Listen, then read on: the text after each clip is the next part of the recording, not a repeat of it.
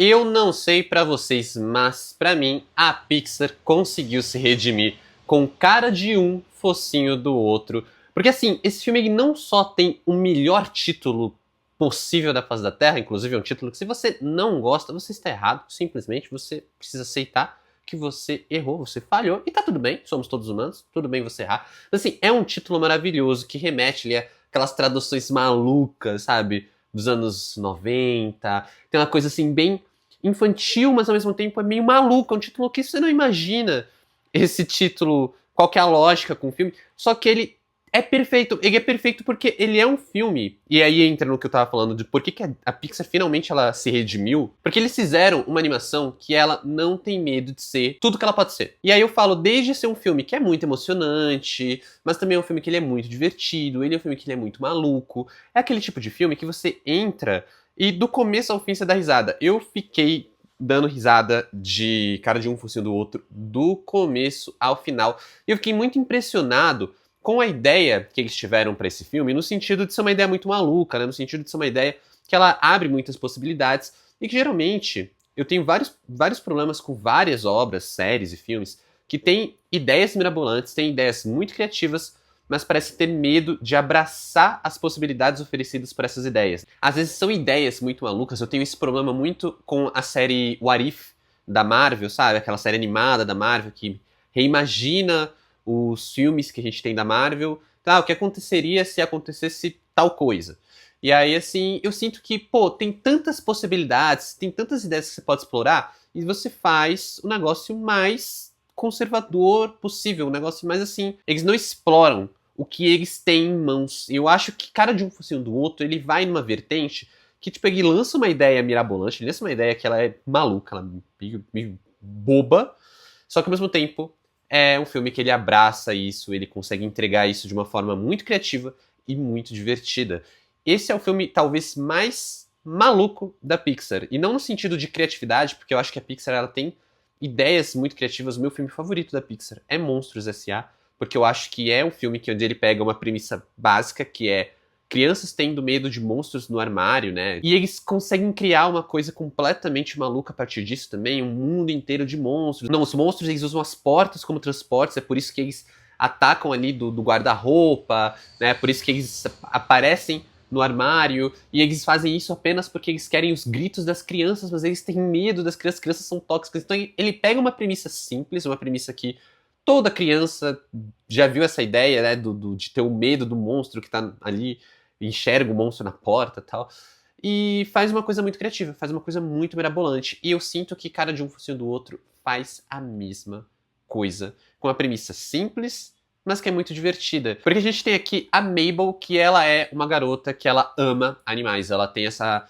hiperfixação com os animais, ela quer proteger os animais, ela quer salvar os animais, e aí ela acaba crescendo ali com um vínculo muito bonito com a avó dela, que também tinha ali um lugar onde ela ia para ver a natureza, sentir a natureza.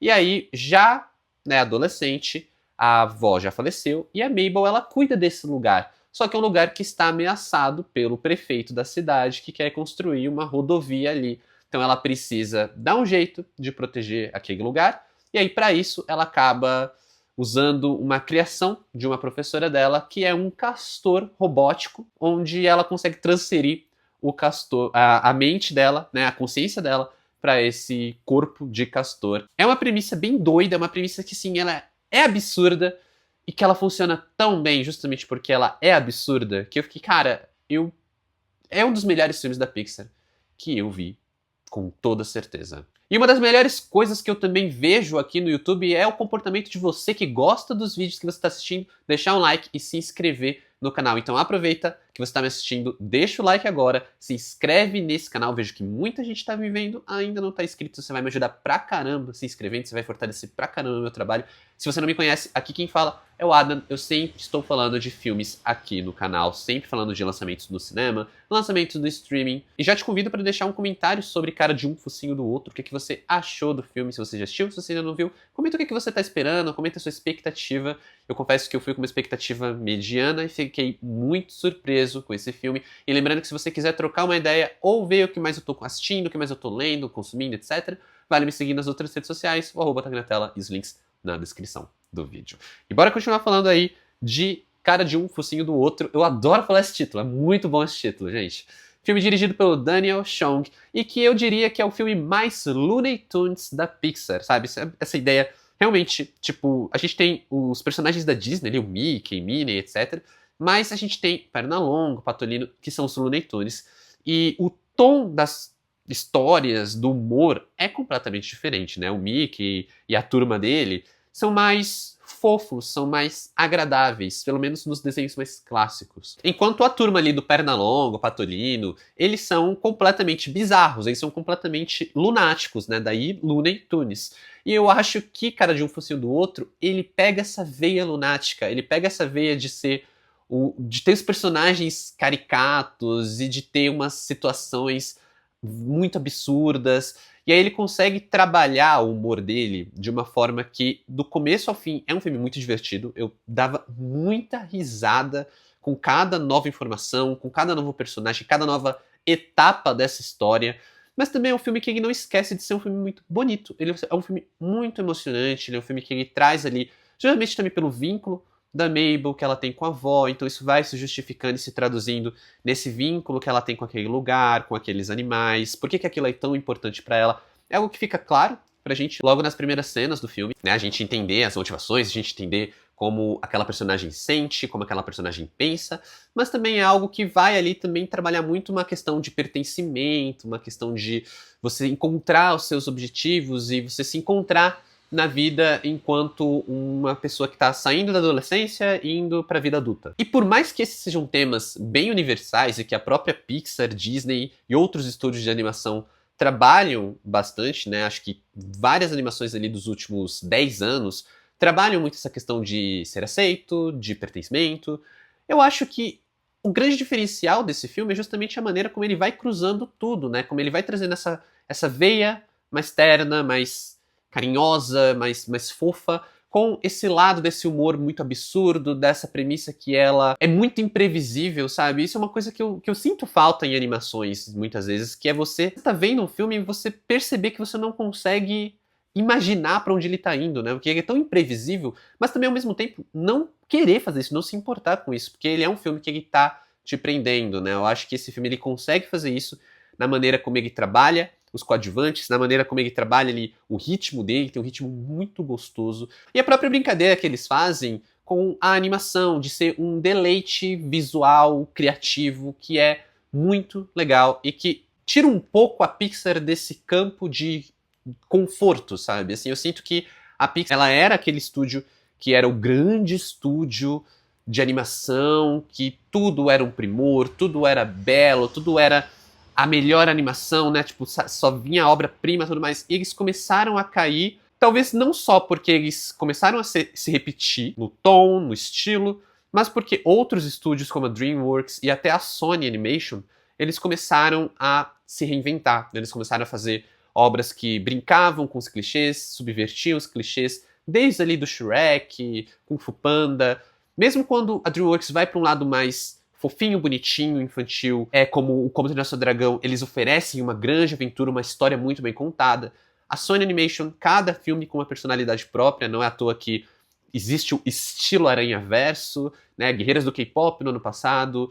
Então, assim, são filmes que eles têm muita personalidade, e aí a Pixar eu senti que ela foi ficando pra trás. E aí ela chegou no ponto mais baixo criativo deles, que foi com Hélio no ano passado, que pra mim foi uma decepção em todos os sentidos. Eu achei a história ruim, eu achei um filme muito remendado, eu achei um filme, assim, visualmente pouco interessante, não era algo que, pô, me estimulava, assim, eu assistia meio entediado. E aí agora, né, que é o filme seguinte da Pixar, pô, os caras, eles conseguiram entregar um dos melhores filmes do estúdio, né? Um filme que ele é bonito, ele é um filme que ele tem um trabalho visual muito legal e tem todo um trabalho de texturas muito maneiro com as florestas, com a água, né? Acho que trabalho com fogo, água, texturas de grama, texturas de terra.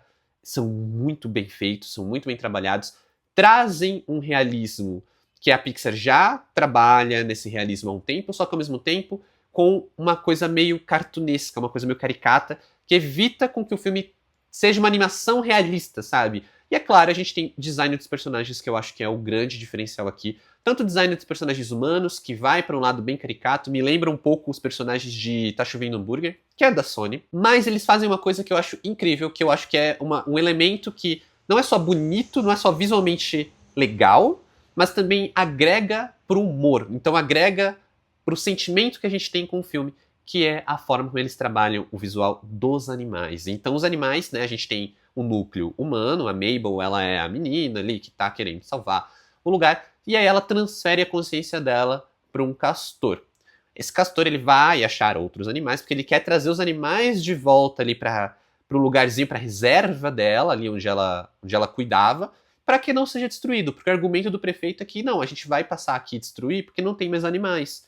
E ela quer trazer os animais para manter o lugar intacto. Só que o grande diferencial nisso que eu vejo é como os animais eles são diferentes aos olhos dos outros animais e aos olhos dos humanos. Então a própria Mabel tem muito disso, né? Quando ela tá ali com a consciência do castor robótico e ela tá conversando com os outros animais veem ela com os olhos de desenho, com os olhos ali com a bolinha preta e um círculo branco. Ela é caricata, ela tem traços ali no pelo, no desenho do personagem, que remetem a um personagem que é um animal antropomorfizado, né? Um animal com traços humanos.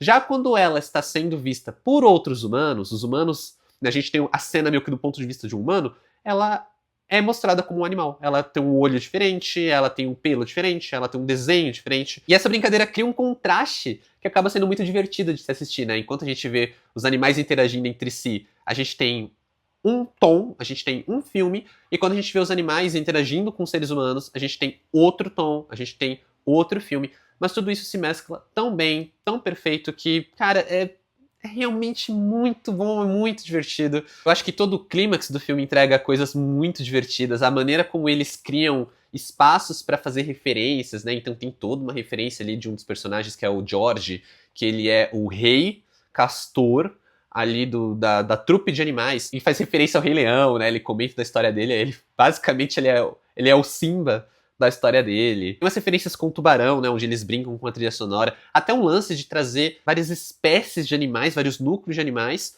com os seus líderes, onde eles têm uma reunião meio as famílias da máfia se reunindo pra discutir o futuro, sabe? Bem uma cena que tem em Poderoso Chefão, por exemplo, onde vem a cabeça de cada família ali pra discutir. É muito divertido. E a forma como ele vai abraçando essa premissa absurda de troca de corpo, trazer vilões ali pro final, que aí eu obviamente não vou entrar em detalhes porque eu não vou dar spoilers, mas cara, é um final de ficção científica, sabe? Ele é um filme que ele abraça um lado da ficção científica, com personagens ali que parecem Exterminador do Futuro. Brincadeira legal não é só porque faz referência, mas é realmente porque abraça essa possibilidade de você fazer um filme maluco, de você fazer uma loucura.